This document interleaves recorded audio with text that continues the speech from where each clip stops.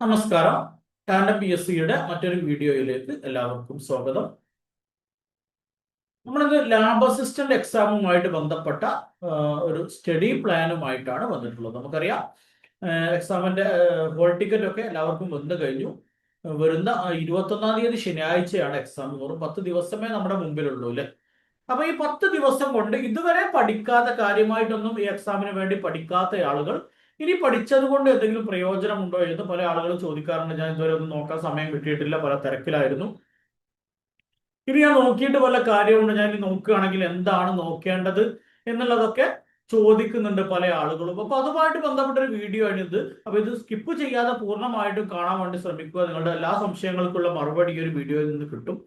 അപ്പോൾ നിങ്ങൾ ഈ ടാൻഡം PSC എന്ന് പറയുന്ന ചാനൽ സബ്സ്ക്രൈബ് ചെയ്യാതെയാണ് കാണുന്നതെങ്കിൽ ഇപ്പോൾ തന്നെ ചാനൽ ഒന്ന് സബ്സ്ക്രൈബ് ചെയ്ത് സപ്പോർട്ട് ചെയ്യുക.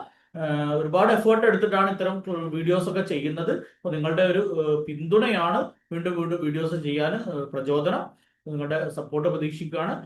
സബ്സ്ക്രൈബ് ചെയ്യുന്നതോടൊപ്പം തന്നെ തൊട്ടടുത്ത് കാണുന്ന ബെല്ലൈക്കൻ കൂടി ക്ലിക്ക് ചെയ്ത് കഴിഞ്ഞാൽ ഞങ്ങൾ വീഡിയോ അപ്ലോഡ് ചെയ്യുമ്പോൾ തന്നെ നോട്ടിഫിക്കേഷൻ ആയിട്ട് നിങ്ങൾക്ക് ലഭിക്കും. അതോടൊപ്പം നിങ്ങൾക്ക് വീഡിയോ ഇഷ്ടപ്പെട്ട് ഉപകാരപ്രദമായി എന്ന് തോന്നുകയാണെങ്കിൽ നിങ്ങളുടെ കൂട്ടുകാർക്ക് കൂടി ഒന്ന് ഷെയർ ചെയ്ത് കൊടുക്കാൻ വേണ്ടി ശ്രമിക്കുക. അപ്പൊ നമുക്ക് സമയം കളയാതെ വിഷയത്തിലേക്ക് കടക്കാം. അപ്പൊ വരുന്ന 21-ാം തീയതിയാണ് പരീക്ഷ അല്ലെ. വെറും 10 ദിവസമാണ് പരീക്ഷയ്ക്കുള്ളത്. നമുക്കറിയാം ഈ PSC സിലബസിന്റെ ഒരു ചെറിയൊരു ഭാഗം പോലും തീർക്കാനുള്ള സമയം നമ്മുടെ മുമ്പിലില്ല. അപ്പൊ ഇനി ഒരു 10 ദിവസം കൊണ്ട് ഈ പരീക്ഷയ്ക്ക് എങ്ങനെ തയ്യാറെടുക്കണം എന്നുള്ളതാണ് നമ്മൾ നോക്കാൻ വേണ്ടി പോകുന്നത്. അതിന് ആദ്യം നമ്മൾ ചെയ്യേണ്ടത് ഈ സിലബസിനെ അറിയുക എന്നുള്ളതാണ്. സിലബസിനെ അറിഞ്ഞുകൊണ്ട് ഈ ഒരു 10 ദിവസം നിങ്ങൾ ആത്മാർത്ഥമായിട്ട് പരിശ്രമിക്കുകയാണെങ്കിൽ ഒരു പക്ഷേ നിങ്ങൾക്ക് കട്ട് ഓഫ് കടക്കാൻ വേണ്ടി പറ്റും. അപ്പൊ എന്താണ് സിലബസ് എന്നുള്ളത് നമുക്ക് ആദ്യം ഒന്ന് നോക്കാം. സിലബസ് നിങ്ങൾ നോക്കിയിട്ടുണ്ടാകും ഒരു പക്ഷെ. ഒന്ന് ഡീറ്റെയിൽഡ് ആയിട്ട് എങ്ങനെയാണ് ഈ സിലബസ് വരുന്നത്, ഏത് പഠിച്ചാലാണ് പെട്ടെന്ന് നമുക്ക് കട്ട് ഓഫ് കടക്കാൻ പറ്റുക എന്നുള്ള രീതിയിൽ നമുക്കൊന്ന് നോക്കാം. ഇവിടെ നമുക്ക് കണ്ടാൽ അറിയാം, ഇതാണ് ഇവിടെ സിലബസ് വരുന്നത്. ചരിത്രത്തിന് 5 മാർക്കാണുള്ളത്. അതായത് ഹിസ്റ്ററിക്ക് വെറും 5 മാർക്കാണ് ഈ പരീക്ഷയ്ക്കുള്ളത് അല്ലെ. ജോഗ്രഫിക്കും 5 മാർക്കേ ഉള്ളൂ. എക്കണോമിക്സിന് 5 മാർക്കേ ഉള്ളൂ. ഇന്ത്യൻ ഭരണഘടനക്ക് 5 മാർക്കേ ഉള്ളൂ. അതേപോലെ കേരള ഭരണവും ഭരണ സംവിധാനവും 5 മാർക്കാണുള്ളത്. ജീവശാസ്ത്രവും പൊതുജനാരോഗ്യവും 6 മാർക്കുണ്ട്. ഭൗതിക ശാസ്ത്രം 3 മാർക്കുണ്ട്. രസതന്ത്രം 3 മാർക്കുണ്ട്. കല, കായികം, സാഹിത്യം, സംസ്കാരം 5 മാർക്കുണ്ട്. കമ്പ്യൂട്ടർ അടിസ്ഥാന വിവരം 3 മാർക്ക്. സുപ്രധാന നിയമങ്ങൾ 5 മാർക്ക്. ആനുകാലിക വിഷയങ്ങൾ 20 mark. 10 mark maths and mental ability. 10 mark general English. 10 mark പ്രാദേശിക ഭാഷ. മലയാളമാണെങ്കിൽ മലയാളം, അല്ലെങ്കിൽ കന്നഡ. ഏതാണെന്ന് വെച്ചാൽ മിക്കവാറും ആളുകൾ മലയാളമായിരിക്കും. ഇങ്ങനെയാണ് ഇതിന്റെ മാർക്ക് വരുന്നത്. അപ്പൊ നമുക്കറിയാം ഇനിയുള്ള സമയം നമ്മൾ ഹിസ്റ്ററി പഠിച്ച് സമയം കളയുന്നതിലും നല്ലത്. കാരണം ഹിസ്റ്ററി ഒരുപാട് നിങ്ങൾ പഠിച്ചിട്ടുണ്ടാകും. പ്രത്യേകിച്ച് നിങ്ങൾ പ്രിലിംസ് പാസ്സായിട്ടുള്ള ആളുകളാണ് അല്ലെ. അതുകൊണ്ട് തന്നെ നിങ്ങൾ ഹിസ്റ്ററി ഒക്കെ ഒരുപാട് പഠിച്ചിട്ടുണ്ടാകും, ജോഗ്രഫി പഠിച്ചിട്ടുണ്ടാകും. അതൊക്കെ ആയിട്ട് ബന്ധപ്പെട്ട് ഇനി ഒരു PYQ മാത്രം നോക്കിയിട്ട് കുറച്ച് അത്യാവശ്യം ചില ഭാഗങ്ങൾ അല്ലെങ്കിൽ റിവിഷൻ സീരീസുകളൊക്കെ ഏതെങ്കിലും ഒക്കെ ചാനലുകളിൽ ഉണ്ടാകും. അതൊക്കെ നോക്കിയിട്ട് മാത്രം പഠിച്ചാൽ മതി. ഹിസ്റ്ററിയും ജോഗ്രഫിയും എക്കണോമിക്സും ഒക്കെ, ഭരണഘടനയൊക്കെ. പിന്നെ ഇതിന് സ്പെഷ്യലായിട്ട് നമ്മൾ പഠിക്കേണ്ട കാര്യം നമുക്കറിയാം, 20 മാർക്ക് കറണ്ട് അഫയേഴ്സിന്റെ ഭാഗത്തു നിന്നുണ്ട്. അത് നമ്മൾ ഒരിക്കലും പഠിക്കാത്ത ഭാഗവുമായിരിക്കും. ഒരു പരീക്ഷക്കും പഠിച്ചതാവില്ല. കറണ്ട് അഫയേഴ്സ് പുതുതായിട്ട് ഇങ്ങനെ ഓരോ ദിവസവും പുതിയ സംഭവങ്ങൾ വന്നുകൊണ്ടിരിക്കുകയാണ് അല്ലെ. അതുകൊണ്ട് തന്നെ ഇനിയുള്ള സമയത്ത്, ഇനിയുള്ള ഈ 10 ദിവസങ്ങളിൽ നിങ്ങൾ നല്ല ഒരു ടൈം എന്ത് ചെയ്യണം, കറണ്ട് അഫയേഴ്സ് പഠിക്കാൻ വേണ്ടി മാറ്റി വെക്കണം. 20 മാർക്ക് ഉണ്ട് ഈ സിലബസിൽ. ഏറ്റവും കൂടുതൽ മാർക്ക് വരുന്ന ഭാഗം എന്ന് പറയുന്നത് കറണ്ട് അഫയേഴ്സ് ആണ്. അപ്പൊ അതുകൊണ്ട് തന്നെ ആ ഭാഗം കൃത്യമായിട്ട് പഠിക്കാൻ നിങ്ങൾ സമയം കണ്ടെത്തണം. ഒരുപാട് കാര്യങ്ങൾ പഠിക്കാനുണ്ട് ആ ഭാഗത്ത്. പക്ഷെ 20 മാർക്ക് ഉണ്ട്. 20 മാർക്ക് നേടിയെടുത്ത് കഴിഞ്ഞാൽ നിങ്ങൾ ഒരു പരിധി വരെ നിങ്ങൾ വിജയിച്ചു. അപ്പൊ 20-ലൊരു 15 മാർക്കെങ്കിലും നിങ്ങൾ നേടാൻ കഴിഞ്ഞാൽ നിങ്ങൾ വിജയിച്ചു എന്ന് പറയാം. അപ്പൊ ഇനിയുള്ള ദിവസങ്ങളിൽ വെറും 10 ദിവസമേ ഉള്ളൂ. ഒരു ദിവസം ചുരുങ്ങിയത് ഒരു 5-6 മണിക്കൂറെങ്കിലും ഇനിയുള്ള ദിവസം നിങ്ങൾ പഠനത്തിന് വേണ്ടി മാറ്റി വെക്കണം. അങ്ങനെ 5-6 മണിക്കൂറിൽ ഒരു 2-3 ദിവസമെങ്കിലും ചുരുങ്ങിയത് ഈ 10 ദിവസം നിങ്ങൾ കറണ്ട് അഫയേഴ്സിന് വേണ്ടി മാറ്റി വെക്കണം.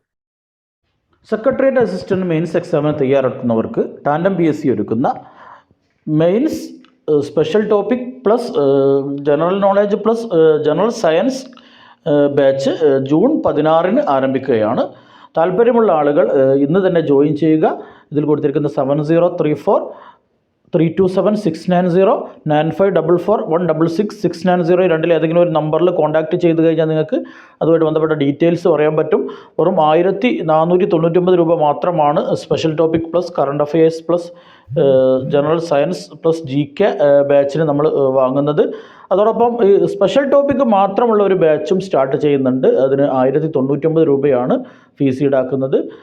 നമ്മുടെ പുതിയ PSCയുടെ രീതി മനസ്സിലാക്കിക്കൊണ്ട് സ്പെഷ്യൽ ടോപ്പിക്കുകൾ ഡൊമൈൻ എക്സ്പേർട്ടുകൾ തന്നെ കൈകാര്യം ചെയ്യുന്ന രീതിയിലുള്ള ക്ലാസ്സുകളാണ് നമ്മൾ അറേഞ്ച് ചെയ്തിട്ടുള്ളത്. LSTS പരീക്ഷയ്ക്കൊക്കെ ഒരുപാട് കുട്ടികൾക്ക് പ്രയോജനപ്പെട്ട ക്ലാസ് ആയിരുന്നു നമ്മൾ ഒരുക്കിയിട്ടുണ്ടായിരുന്നത്.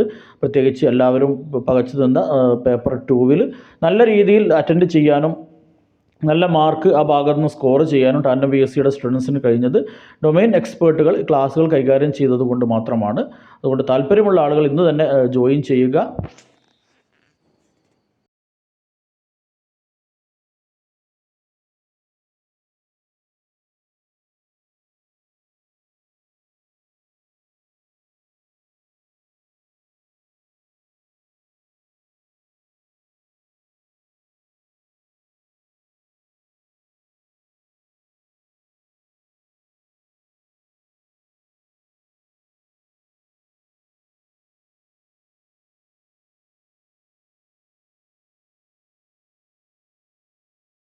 പിന്നെ മാത്സ് ആൻഡ് മെന്റൽ എബിലിറ്റിയിൽ നേരത്തെ വന്നിട്ടുള്ള പ്രത്യേകിച്ച് സെക്രട്ടേറിയറ്റ് OA മെയിൻസിനൊക്കെ വന്നിട്ടുള്ള പാറ്റേണിലുള്ള 1-2 ക്വസ്റ്റ്യനുകളൊക്കെ ഓരോ പാറ്റേണിലും ചെയ്തു നോക്കുക.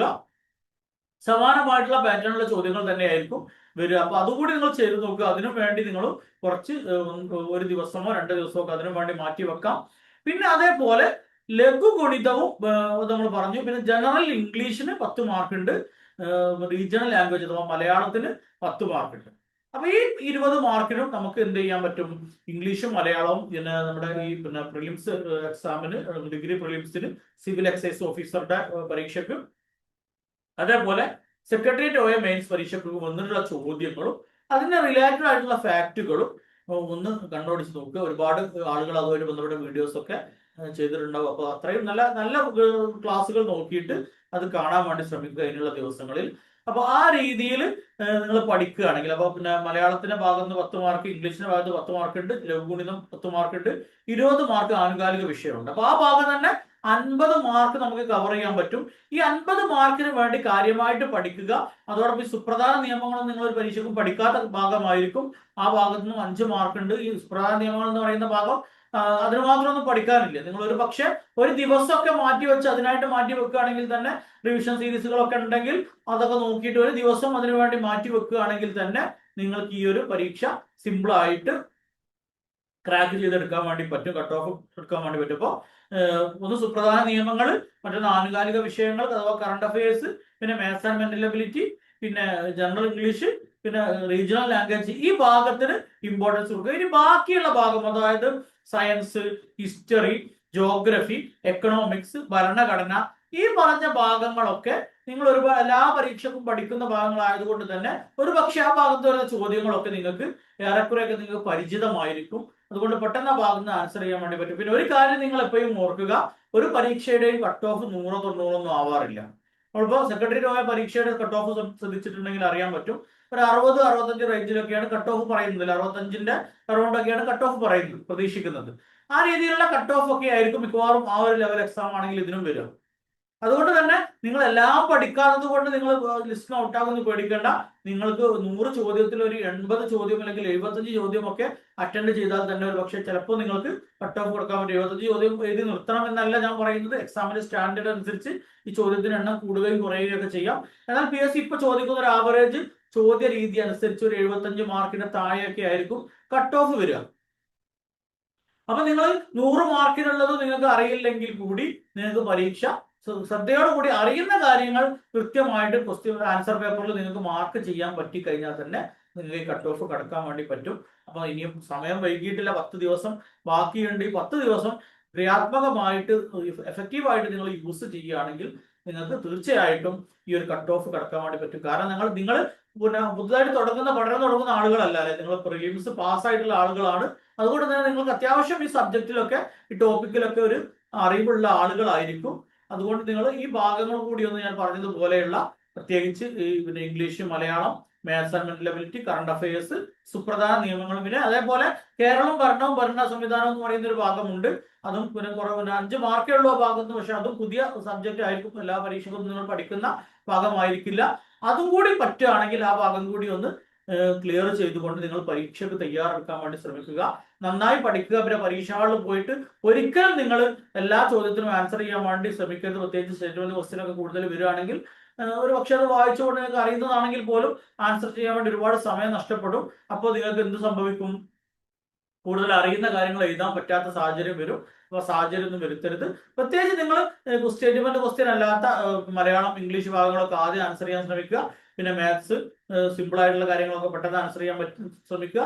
പിന്നെ GK ഭാഗത്ത് നിന്ന് തന്നെ സിമ്പിൾ ആയിട്ട് വരുന്ന ചോദ്യങ്ങൾ, അതായത് സ്റ്റേറ്റ്മെന്റ് അല്ലാതെ വരുന്ന ചോദ്യങ്ങളൊക്കെ പെട്ടെന്ന് ആൻസർ ചെയ്തിട്ട് സ്റ്റേറ്റ്മെന്റ് ക്വസ്റ്റ്യൻ സമയമുണ്ടെങ്കിൽ സ്റ്റേറ്റ്മെന്റ് ക്വസ്റ്റ്യൻ ഒരു തലക്കൊന്ന് നോക്കിയിട്ട് ചെയ്യുകയാണെങ്കിൽ കുറച്ചുകൂടി നിങ്ങൾക്ക് ടൈം എഫക്റ്റീവ് ആയിട്ട് യൂസ് ചെയ്തുകൊണ്ട് ഈ കട്ട് ഓഫ് മറികടക്കാൻ നിങ്ങൾക്ക് പറ്റും.